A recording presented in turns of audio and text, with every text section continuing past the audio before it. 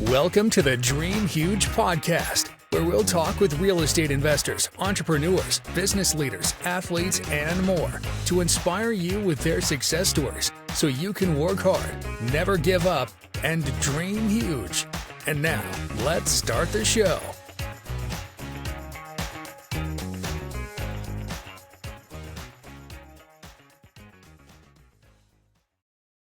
Yo, what is up, everybody? Welcome to the Dream Huge podcast. Man, we love to share success stories from huge dreamers, folks in the real estate business, entrepreneurs, movers, shakers, influencers, and more. And hopefully these stories will help to motivate and inspire you to also dream huge, baby. And today we are joined by the number one Philadelphia Eagles fan of all time, Mr. JP for three, John Pavlansky. He is a little bit confused. He was born and raised in the state of Ohio, but for some reason, he loves the Philadelphia Eagles. Love the birds, baby. Can't get enough of the birds. And although we may be getting this podcast posted a little ways down the road, birds going to the Super Bowl, baby. We are back in the bowl. We are back in the bowl, and I am jacked up as ever. Got this cool jacket from my buddy Pete, my co-host here, over the weekend, so had to rock it today. Still got the sold on underneath, though. Like I'm Superman, baby. Like I'm Clark Kent. Let's go. We were sold. JP is just to let you know, Mark. JP is having an amazing year, and let the listeners and viewers know if you didn't already. Number one sales real estate agent in the entire Mansfield board, and his team is going to the Super Bowl. I said that's shaping up to be a pretty good year for you. And we got a Buckeyes natty, man. It's been a beautiful couple weeks here, man. It's been a beautiful couple weeks. But let me get back to the question, Pete. You asked me how I'm doing. I'm doing fantastic, if you can't tell by the smiles and the jacket and everything else. But I got a question for you, Pete. Yeah. How are you, my man? Oh, I'm excellent as always. Thank you for asking. Let's get to our very special guest, Mark Lumpkin of strcribs.com. STR, what does that stand for? Short-term rental. Yeah, short-term rental. So that includes Airbnb, VRBO, Furnished Finder, all of the above, correct? Yes, sir. Airbnb is kind of like the Kleenex of the industry, right? They're tissues, but they've kind of got everybody to name brand the industry, the Airbnb industry. But we like to call it the STR industry. A lot of people are finding alternative ways to get their properties booked for short-term rental stays. Even if that's like social media, there's a lot of avenues out there for sure. So what do you do at STR Cribs? Yeah, man. Well, first of all, thank you guys for having me on. John, that's epic that you're the top agent. Was that for last year, for 2024? For last year, my friend. I appreciate it, brother. I love it, man. It's like in basketball, when the shooter's hot, you got to keep giving him the rock because he's going to keep hitting him. It sounds like you're hot right now, man. So good for you. Yeah, man. So what do? We're a design and construction firm. We're a licensed general contractor in about 20 states, and we help people take pretty much any property and turn it into an epic resort-style home that's going to drive huge revenues. Most of our homes do in the $300,000, $400,000, $500,000 a year in revenue, top-line revenue. So you got to put some work into that in order to get that. But yeah, creating really epic, unique experiences, not just your standard 3-bedroom, 2-bath house with some furniture slapped in it. That's not what we do. Are you in the Ohio market? I don't think we have done anything in Ohio, to be honest with you. We do a lot of our work in Florida, Arizona, Texas. What was that? You're based out of Florida. We're based out of Florida. Yep. But we tend to do a lot of our work kind of in really the hot tourist markets. And so we've done a few properties in Michigan or in Detroit. That's a little ways away from you guys, but nothing in Ohio yet. So in your hotter markets, investors have that issue. Look, I cannot find anything here to invest in that cash flows. So how do you help investors overcome that obstacle? Yeah, I mean, it comes down to the ability to drive top line revenue, right? If you can't find a home that in cash flows as a long-term rental, there's kind of that phrase that people always had, which was, if your short-term rental can cash flow as a long-term rental, then it's a great backup plan and it's a good investment to have. Our homes will never do that. The properties that we are working on, it's not a backup plan. You don't take a house that's on the beach that makes $500, throw it up as a long-term rental and expect to break even. That's just not going to happen. So it's really either one or the other. You either have to go with the long-term rental route you got to go all in with us and make it an epic short-term. I love it. I love it already. And we did peek through the site and look at some of the amazing projects you guys do. And listeners out there, you guys got to go check out strcribs.com and see some of the projects that Mark and his team have done. I mean, they are truly amazing. Now, as Pete kind of asked too, how are you helping your investors? We recently had a guy on with short-term rentals, and he helps investors find the perfect markets for short-term rentals. Aside from just the contracting side, is there additional services that you guys offer as a company to those investors, or like, are you helping them analyze deals, or are you simply saying, hey, this is your vision, we'll put it together for you and we'll make it happen? Yeah. Who did you talk to? Who is The was Airbnb data guy. was it John Bianchi? It was John Bianchi. He was just Okay. on. Cool. Yeah, man. We work with John on quite a few of their projects as well. And we actually just finished one up yesterday, got the photos back. It was pretty epic. But I would say they're step one because they're very much in the market analysis, the data analysis, making sure the property makes sense. We usually come in around the inspection period with the client to look at the condition of the home. What are going to be preventative maintenance items you need to do? What's your hold time? How long are you going to own this property? Because if you're going to own it for 10 years and the roof has only got 2 or 3 years left of life in it, what do you want to do? Should you replace it right now? Or should you wait until it's the dead of winter, you have guests there, there's a leak in the roof, you have to relocate the guest, cancel the next 2 weeks of booking and get your roof fixed? There's like a lot of things that you don't think about when you're if you haven't run vacation rentals before, that you need to consider on the front end, because a $20,000 roof today, in 6 months in your peak season, when you've got guests in and you've got to move them out and you've got to rehome and locate the next 3 or 4 people coming, that could cost you 30 or 40 grand if you wait on it. And so we like to get involved early in the inspection period to let people know what's not just the plan to set it up, but what's the long-term plan for the property. So that's usually when we get involved. I also like to look at homes and give people ideas on occupancy, bedroom, bathroom counts. You know, a 3-bedroom, 2-bath, 2,000 square foot home might only have room for 6 to 8 people, but a 3-bedroom, 2-bath, 2,900 square foot house might house 10 people because it's got some extra space that we can put people in. And so we definitely do some space planning with people as well. And that's what we do before you started. Beautiful, beautiful. And I was going to say, before we hop off this podcast, if you didn't know John, we were going to try to hook you up with him, but hey, we're coming in here late. So that's great. And I'm sure listeners, if you've heard the podcast with John Bianchi, you know that this would probably be a perfect team. So another thing I was going to ask too, you're in this process. I know with John, they help him find deals and they, take essentially a commission or so on and so forth from him. I'm assuming you guys do some financing as well for folks with these projects, correct? Yeah, that's what I think is one of the most unique things about what we do. Our finished product is amazing. People are killing it on revenue. But because we're licensed general contractors, we're able to offer some services that other designers might not be able to offer. One of them is financing. And so you can actually rip $150,000 at 0% interest for 12 months with us and get your property set up. And so think about it like this. You were going to set up a home and put 50 grand into it, and it was going to make 100 grand a year. You could come to us, invest 150 in it, and it's going to make 200,000 a year because you're going to double the revenue because the home's so great. But you can borrow that money for a year. You can use that revenue to pay off a lot of that loan. And so, yeah, we do offer financing that's super unique about us. And we just rolled it out a few months ago. We probably had 4 or 5 people already do it, and it's worked out really well for them. Beautiful. Nice. You got any properties of yours, JP, you want to invite STR Cribs over and take a look at? We got to call Mr. Bianchi first. We got to make sure we got the right location. Okay. We can't throw this short-term rental up for S&Gs, right? Yeah. No, so what's some of the what's that, JP? I said I think all mine are staying long-term for now. Yeah. What are some of the crazy upgrades that you have done? So it's always dependent on a few things. One is the market that you're in. You always want to look at a market and figure out what's important to that market, right? If you go to Florida and you're close to the beach, a pool is going to be a must. That's going to be a really high ROI amenity, and a lot of your competition is going to have it. So if you go to Gatlinburg, Tennessee, or you go to Bethel, Maine, these ski resort towns that people are coming for those winter and fall months, well, a hot tub and a barrel sauna might be really high ROI amenities. So a lot of times you're starting with the market and what the market is looking for, what that traveler's looking for. And then the next thing you want to look at is your guest avatar of who's coming to your property. So if I have a 2-bedroom, 1-bath, 600 square foot cabin in the middle of the woods. And it's next to a wellness retreat. And I know I'm going to get a lot of couples that are going to come there.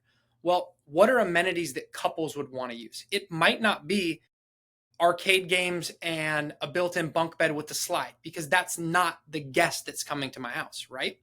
Maybe that is an epic coffee bar and a yoga studio and a dry sauna, right? So I'm really thinking about the market I'm in, the guest that's coming.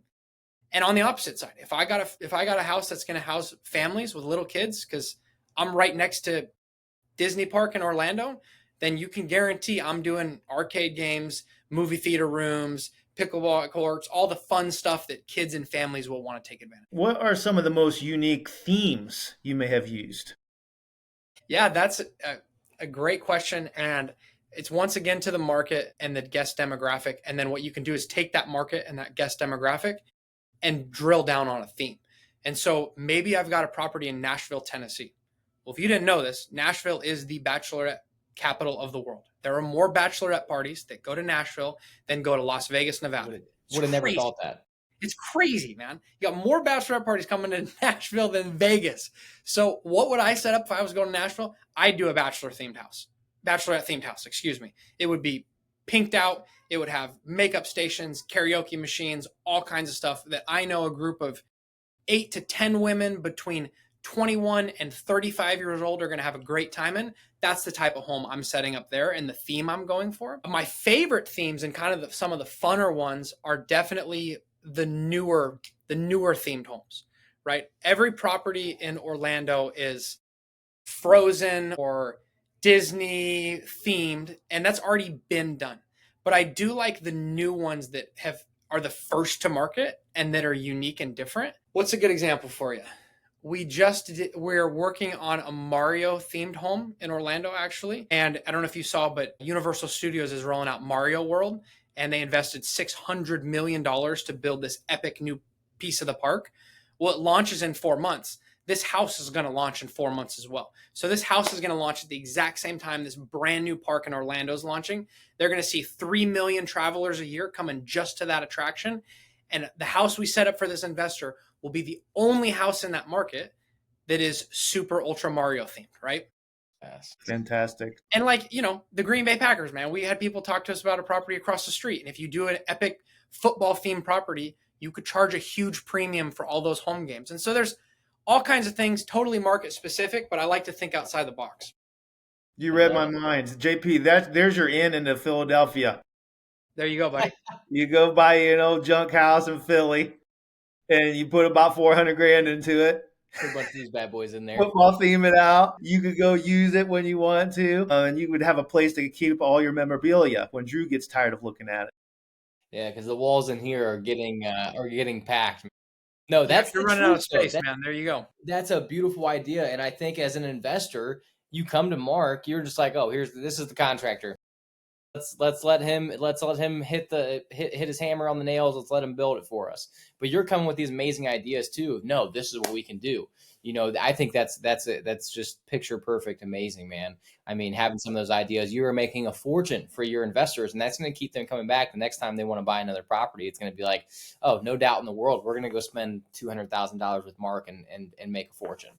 Yep, exactly, man. And I love what you guys talked about is you like football, right? And so you as the client, you know what you know, and you should invest in what you know. That's always great investing advice. Invest in what you know. And so if there's a market that you like to travel to or a vacation spot that you like to go or a reason you're coming to this area, well, consider investing in that area and investing in a property that you would like to go stay. If you're going to Philadelphia every year to catch 6 football games, you're like, where would I want to stay? There's got to be other people like me coming to this market for this reason. And same thing, like me and my wife, we bought a beach property in a town that we love to go to, and we love to vacation and with our kids. And we knew we weren't the only ones. It's a great little beach town, and it was great for families, and we doubled down on that. Love it. Hey, Mark, how do you build a team and partner with local contractors? That's a good question. It can be really hard to do. I mean, we've been after this for 5 years, and we've obviously gone through a lot of different subs, and we've drilled down on about 20 markets that we know we can do a really, really good job in. And we're kind of sticking to that for now. I don't think that we're going to be really branching out to different places, because once you find a good crew and a great team, it's hard to duplicate that. And so we're just kind of sticking with what we know. But it's been a lot of trial and error. Yeah. Yeah. All right. Go ahead, GP. I got a couple other questions about the business in general, and then I'm sure we're going to dive into some of your story specifically as well, Mark. First of all, why in the hell are you sitting here talking to us on a podcast, and why in the hell are you not on HGTV yet? This seems like the HGTV's like picture perfect person right here. Hey, somebody that builds short-term rentals. How much I hear on a daily basis, oh, I want to buy Airbnbs and rent Airbnbs out and buy vacation properties. So is that actually in the works? And if not, what are you doing, Mark? Okay. It is in the works. It is really hard to get a television show nowadays. Mm-hmm. So what you have to do is I'll walk you guys through this, and I don't know if I'm going to get in trouble for this, but you have to have a production company. So we've worked with a production company, and they'll produce a pilot for you. And then you have a casting company as well. So you kind of have two companies working on your behalf to craft the story of what the show would be, the main characters, blah, blah, blah, blah, blah.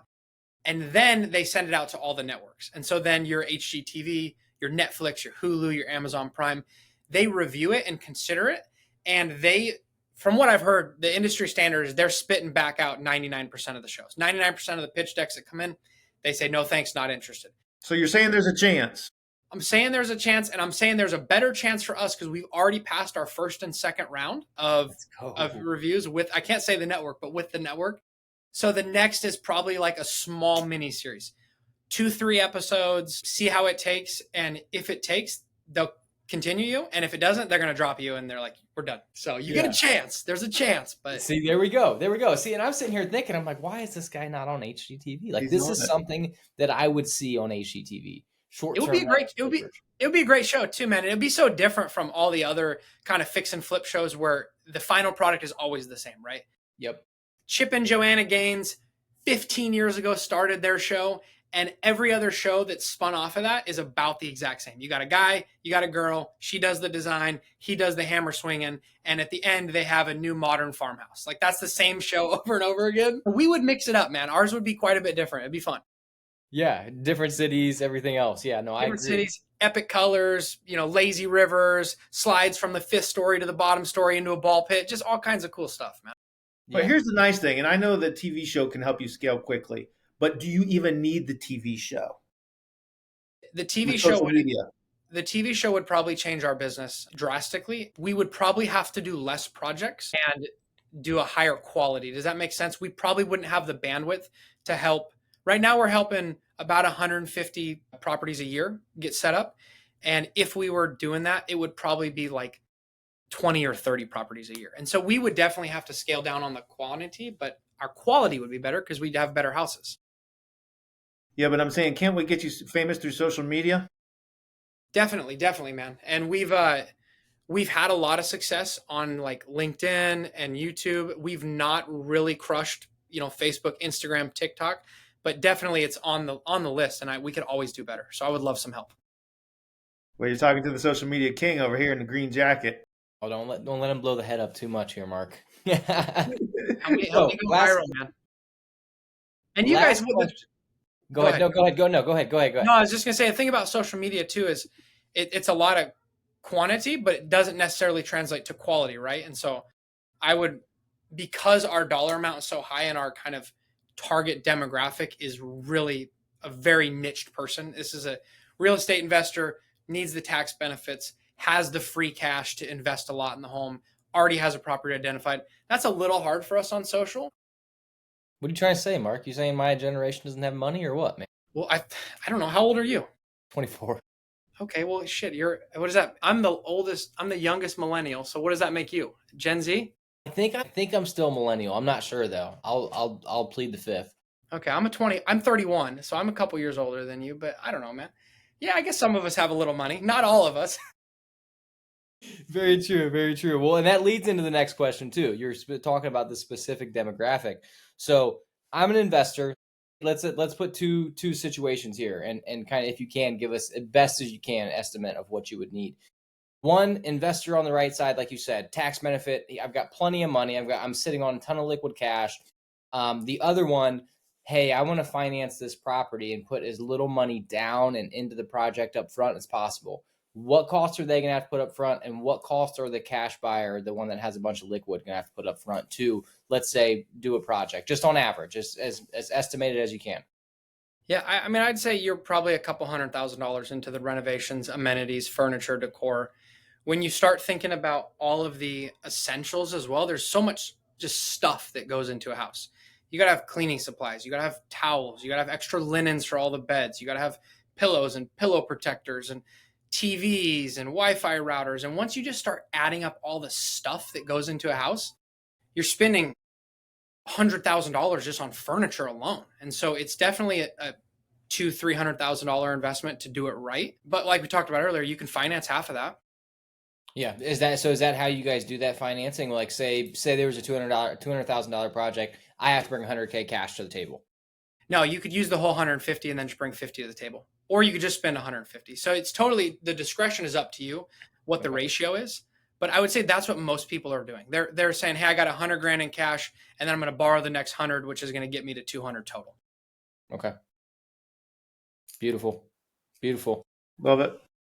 And I heard my wife just texted me. She said I'm actually 32. So I'm 32, not 31. I don't want to get nailed down for any misinformation. She's in the other room. That is hilarious. That's awesome. See, always supporting right there, man. All right, Mark. So how did you get to where you are today? Yeah, that's a heck of a journey. I think probably like most of the people listening to this, and like you guys as well, I don't know if anybody ever set out to be a real estate investor, or like maybe there's a few of us, but most of us just kind of fell into it through other life paths and careers. I was in like business development for automotive dealerships, doing car sales, financing, all that stuff for a couple of dealer groups. And when I met my wife, we were both in our mid-20s, and we kind of decided to pick up everything, sell our houses, and go travel internationally. So we did that. We did the whole, you sell your house, I'll sell my house, get a little storage unit. I sold my house furnished, so I only had like some clothes and some, personal stuff, threw it in the storage unit, and we hit the road in backpacks. And we started out thinking, like, you fantasize about traveling through Europe and backpacking and staying at hostels, and we've all seen the movies and blah, blah, blah, blah, blah. We thought that's the route we would go. And then when we got there, we kind of realized, like, we're not 18, 19 years old. We're 25, 26. And sleeping on a bunk bed in a room with 20 other people that you don't know is a little bit weird. And we weren't broke either. So it's kind of like, hey, this works for a few days. There's no way we can spend the next year staying in hostels and couch surfing, right? So we started to look for alternative places of staying, and it became hotels, and it became bed and breakfasts. And then we kind of fell into Airbnb, and it was like, hey, we can get our own apartment, and we can have a laundry room to do our laundry in, and we can cook in a little kitchen. We don't have to eat restaurant food 3-4 times a day, because this is getting old after a couple weeks. And so we kind of fell in love with the way of traveling through Airbnb. And so we did that for a year, and we stayed in dozens and dozens of properties all around the world, and then came home and realized, hey, this is a great business model. We like it. Let's invest in the short-term rental industry. And I then started working in the short-term rental industry. And so it just kind of manifested through actually being travelers and using the app and realizing that it was a great way to stay. And then seeing firsthand the places that were great, like who was a good operator, what was a great property to stay in, what were the bad things that people were doing that we should avoid. We just kind of took that collective knowledge and we put it into practice. And here we are 6-7 years later. Beautiful, man. All right, man. Love it. Beautiful. And me and Pete were just talking outside of the podcast before you hopped on, Mark. And I told him, I said, dude, I was looking through your website. I'm sitting here peeking through it and I'm looking through it. I'm like, this is why I love real estate right here. There is 1,000 different avenues for you to make wealth and build wealth through real estate. Building and contracting short-term rentals is something I've never thought about. I mean, that is just, it's again, an outside of the box idea that is going to build massive wealth. And it turns me to ask too, Mark, do you own yourself? Like, I assume you have some properties yourself as well. And are they just strictly short-term rentals? They are, yeah. And we're super hosts. My wife manages them. I've just made an offer on another property up in Pennsylvania, and looking forward to that. It's not in Philadelphia, sorry. But yeah, man, I'm trying to grow my own personal portfolio as well. And I'm a big believer in what we're doing, kind of just at its core, right? I think that it works for property owners in certain markets, in certain situations, way better than any other use of that property would be. And if you do it right, I think there's a lot of great returns that can come with it. And yeah, man, you're so right, John. There's so many niches in this industry and so many different things that you don't think about. Some guy's renting out some Airstream on the back of his property, or someone's got storage units, or there's all kinds of niches, man. And the riches are in the niches. The riches are in the niches. Did you hear that, Pete? There's a quote for God, tomorrow. I put it on the wall.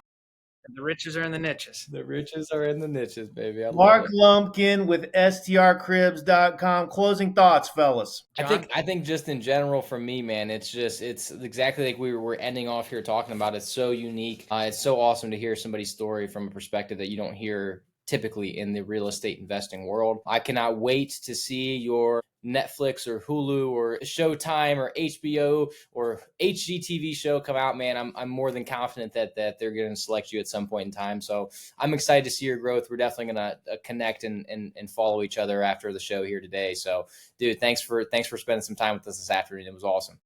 Yeah, of course, man. Thank you guys for having me on. It was super fun to chat with you. And if you or any of your listeners have any questions about the vacation rental industry, free of charge, man, just reach out. I'll leave my email with you guys to drop in the show notes. I'd love to analyze any properties, give you any thoughts. I think that this industry, what you don't know, like anything in the real estate space, can really cost you. And so even if I can just make some pointers or some recommendations or some tips on the front end, I'm happy to do that. And yeah, thank you guys for having me, and thanks everybody for listening. Yeah, man. Thank you, Mark. Thank you, JP. And JP, you'll be probably contacting him soon because he's going to want, basketball courts, putting greens, driving range, all of the above, something along those lines. But yes, great concept. Thank you for joining us, Mark. strcribs.com. Thank you, everyone, for watching and listening to the Dream Huge podcast. Please remember to like, subscribe, and share. And as always, remember the rules. Work hard, never give up, get rich in the niches, and dream huge, baby. Let's see you, Mark. God. Dude. Thank you for listening to the Dream Huge podcast. Make sure you subscribe so you don't miss any future episodes. For more inspiring content, follow us on Instagram and Facebook at Dream Huge Realty and on TikTok at Dream Huge Inc. Until next time.